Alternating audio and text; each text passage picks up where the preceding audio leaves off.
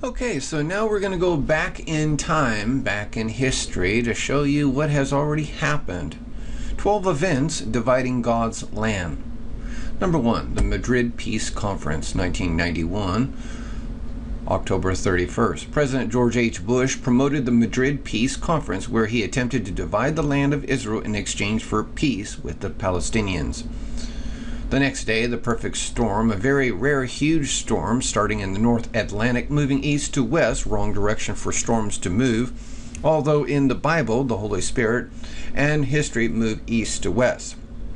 This storm was so unusual and contrary to Mother Nature, it was immortalized by the book The Perfect Storm by Sebastian Junger, and later a popular movie.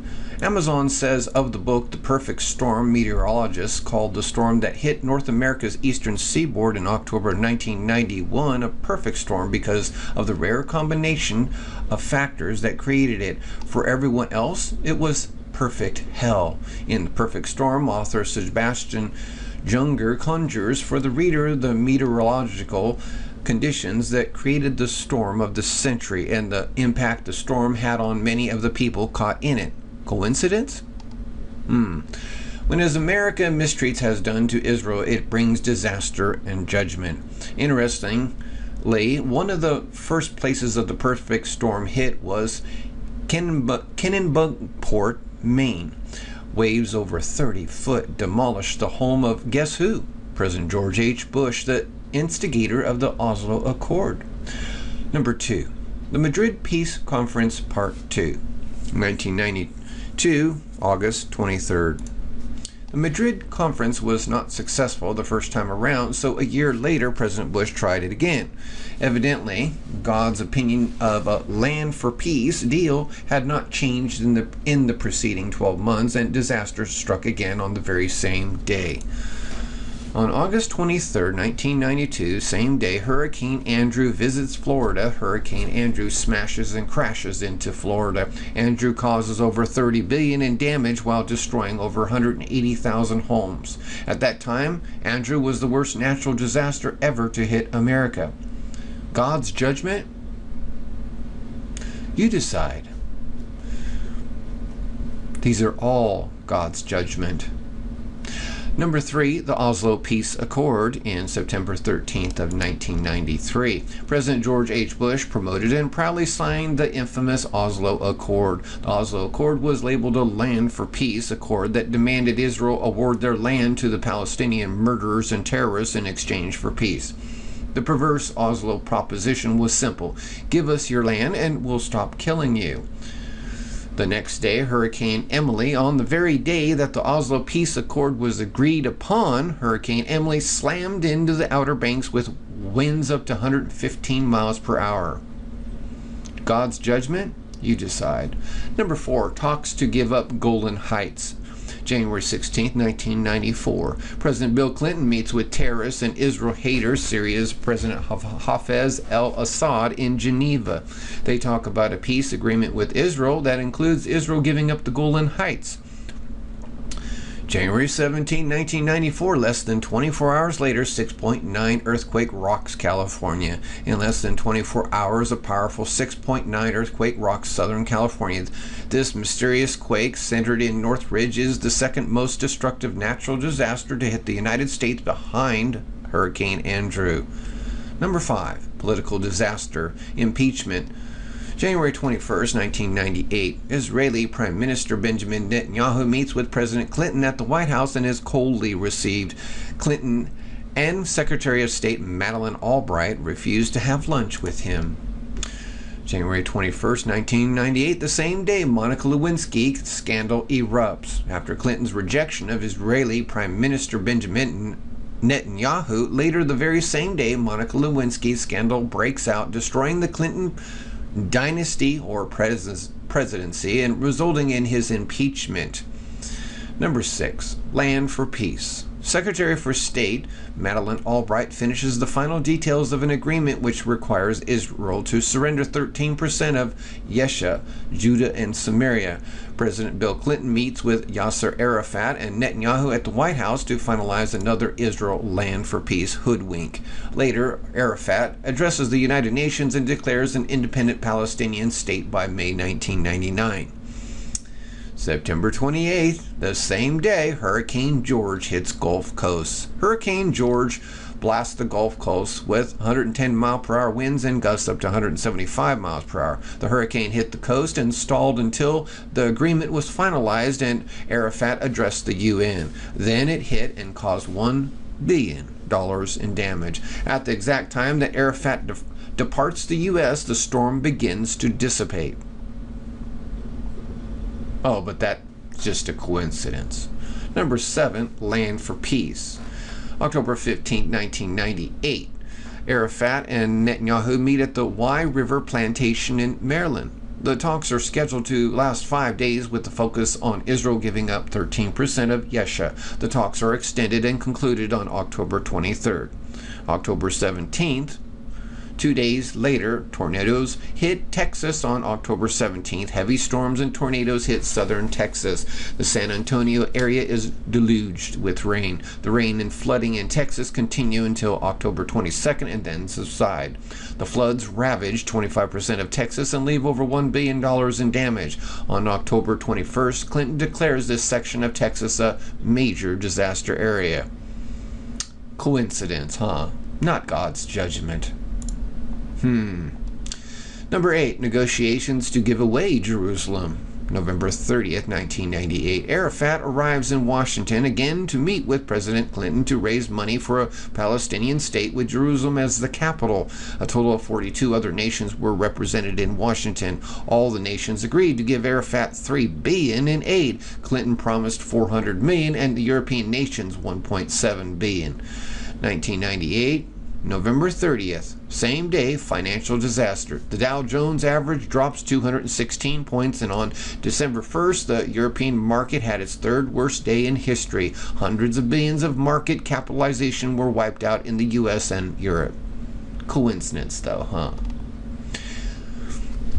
Number 9, Land for Peace again. December 12, 1998, President Clinton arrives in the Palestinian-controlled section of Israel to discuss another Land for Peace fiasco. December 12, same day, Clinton impeached the U.S. House of Representatives, vote 4 articles of impeachment against President Clinton. Number 10, negotiations to give away Jerusalem. May 3, 1999, Yasser Arafat schedules a press conference to announce a Palestinian state with Jerusalem as the capital. Same day, powerful storms in Oklahoma and Kansas, the most powerful tornado storm system ever to hit the United States, whips through Oklahoma and Kansas. The winds are clocked at 316 miles per hour, the fastest wind speed ever recorded. Arafat postpones his announcement to December 1999 at the request of buddy President Clinton. In his letter to Arafat, Clinton praises and encourages Arafat for his aspirations for his own land. Number 11, the roadmap to peace. June 8, 2001, President George W. Bush sent Secretary Tenet to Jerusalem to promote his roadmap to peace, the continuation of the failed Oslo Accord. The same day, Tropical Storm Allison hits Texas. Tropical Storm Allison hits Texas, the home state of President George W. Bush. Allison causes over $7 billion in damage and closes George Bush Airport for 2 days. Allison continues for 5 long days. When Tenet leaves Jerusalem, Allison settles down. Epilogue. America pressures Israel to give up the Gaza Strip. Gush Katif was paradise, and it was destroyed by those who took it over. Israel completed the evacuation of the Gaza Strip and gave it to the Palestinians. The Gaza Strip evacuation came directly from George Bush's roadmap to peace. Hurricane Katrina formed on the same exact day that the last settlers were evacuated. Time out.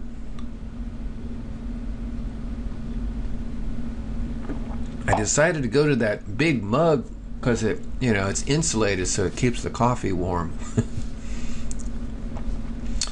2005, August 23rd, the same day, Tropical Storm Katrina appears August 23rd. A small, insignificant tropical storm slowly appeared in the Atlantic below the Bahamas named Katrina. From her beginning, meteorologists stated that the U.S. had nothing to fear. Katrina packed a little punch, plus the computer forecasts kept Katrina calmly corralled in the Atlantic. Defying the computer models, Katrina turned southeast, scraped the south tip of Florida, and then with the vengeance of a runaway freight train, Katrina took an unexpected turn into the warm Gulf Coast. Meteorologists tracking Katrina's unusual path labeled Katrina one of the history's most bizarre hurricanes.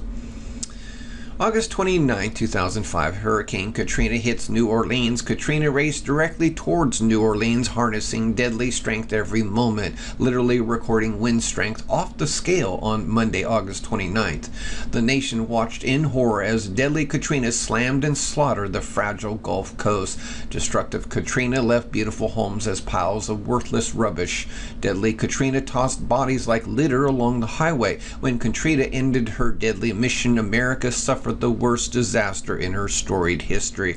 As I saw the thousands of homes destroyed, my mind kept going back to those U.S.-ordered bulldozers destroying the Jewish homes in the Gaza Strip. As I saw the thousands and thousands of United States citizens being evacuated from their land, my mind could not keep from remembering the Jewish people crying and literally begging to stay in their land. America found no mercy for the Jewish people. The God of Israel is neither slumbering nor sleeping. America should remember that. Thank you for listening. For behold, in those days and in that time, when I shall bring again the captivity of Judah and Jerusalem, I will also gather all nations, and will bring them down into the valley of Jehoshaphat, and will plead with them there for my people and for my heritage Israel, whom they have scattered among the nations and parted my land. And they have cast lots for my people, and have given a boy for an harlot, and sold a girl for wine that they might drink. Yea, and what have ye to do with me, O Tyre and Zidon, and all the coasts of Palestine? Will ye render me a recompense? And if ye recompense me, swiftly and speedily will I return your recompense upon your own head. Because ye have taken my silver and my gold, and have carried into your temples my goodly pleasant things. The children also of Judah and the children of Jerusalem have ye sold unto the Grecians, that ye might remove them far from their border. Behold, I will raise them out of the place whither ye have sold them, and will return your recompense upon your own head. And I will sell your sons and your daughters into the hand of the children of Judah, and they shall sell them to the Sabaeans, to a people far off, for the Lord hath spoken it. Proclaim ye this among the Gentiles. Prepare war. Wake up the mighty men. Let all the men of war draw near. Let them come up. Beat your plowshares into swords, and your pruning hooks into spears. Let the weak say, I am strong. Assemble yourselves and come, all ye heathen, and gather yourselves together round about. Thither cause thy mighty ones to come down, O Lord. Let the heathen be wakened and come up to the valley of Jehoshaphat, for there will I sit to judge all the heathen round about. Put ye in the sickle, for the harvest is ripe. Come, get you down, for the press is full, the fats overflow, for their wickedness is great. Multitudes, multitudes in the valley of decision.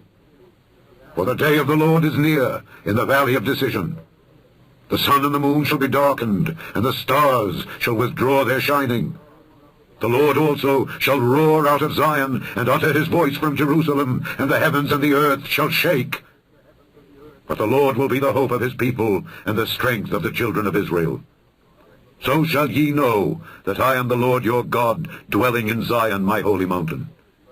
Then shall Jerusalem be holy, and there shall no strangers pass through her any more. And it shall come to pass in that day that the mountains shall drop down new wine, and the hills shall flow with milk, and all the rivers of Judah shall flow with waters, and a fountain shall come forth of the house of the Lord, and shall water the valley of Shittim. Egypt shall be a desolation, and Edom shall be a desolate wilderness, for the violence against the children of Judah, because they have shed innocent blood in their land. But Judah shall dwell forever, and Jerusalem from generation to generation. For I will cleanse their blood that I have not cleansed. For the Lord dwelleth in Zion.